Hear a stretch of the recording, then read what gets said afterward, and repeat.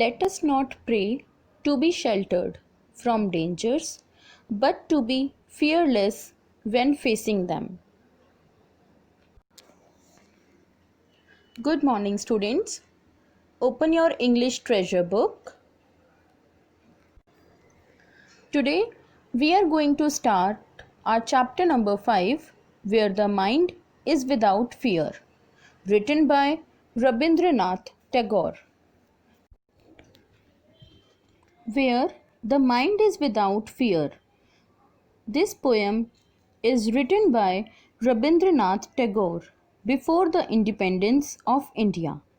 Basically, this poem is a prayer that how should the independent India exactly look like?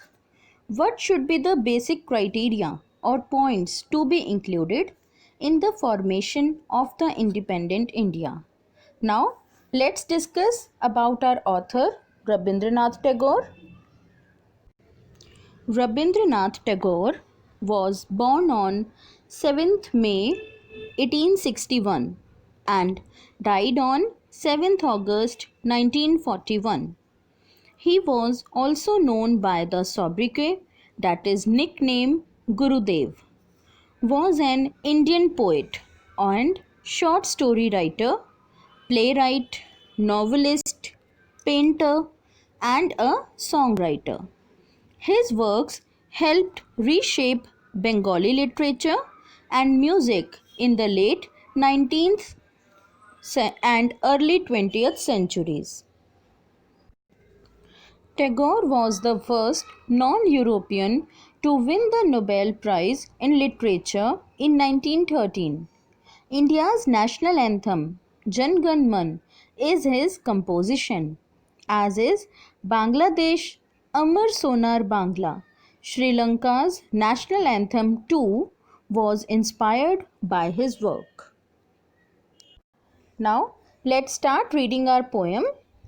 Open your books, page number 40. Before starting our poem, let's discuss some difficult words we would come across on this page. First one is sobriquet, means nickname. Second, the head is held high, fearlessly and with confidence. Third, fragments, means pieces. Fourth, domestic walls, means barriers of caste, class, creed, color or religion that divide people from one another. Now, let's start reading our poem. Read the poem in which the poet lays out his vision of a free India. Find out what he asks of his countrymen to help realize this vision. In this poem, the poet describes his vision of free India. The poem, written in 11 lines, is in the form of a prayer. It begins with the poet describing a land where people's minds are fearless and where knowledge is accessible to everyone. In this land, people live in unity and harmony, and together they work hard to achieve perfection in everything they do. In the land that the poet dreams of, habit has not clouded people's reason. Instead, people's actions and thoughts are guided by God. He prays that God should nurture India so that it becomes such a heaven. Where the mind is without fear and the head is held high, where knowledge is free. Here, the head is held high means fearlessly and with confidence.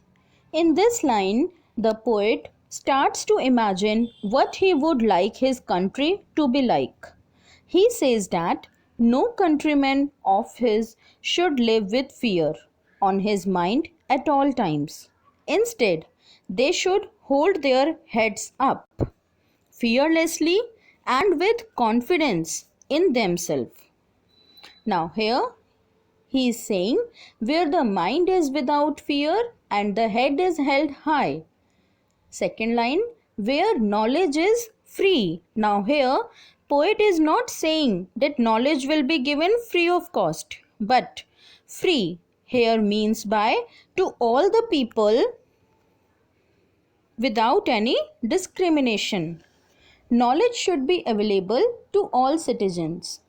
That is, educational institute should admit students of all races and classes. Students' religion or previous background should not be judged before providing knowledge to them.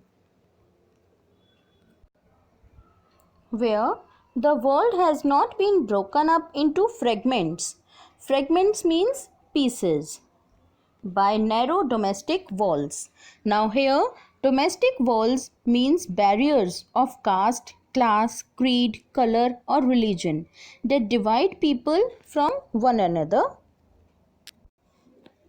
All the various regions of India and their people should be united instead of fighting amongst themselves for supremacy. They should fight together against a common enemy to determine their common fate.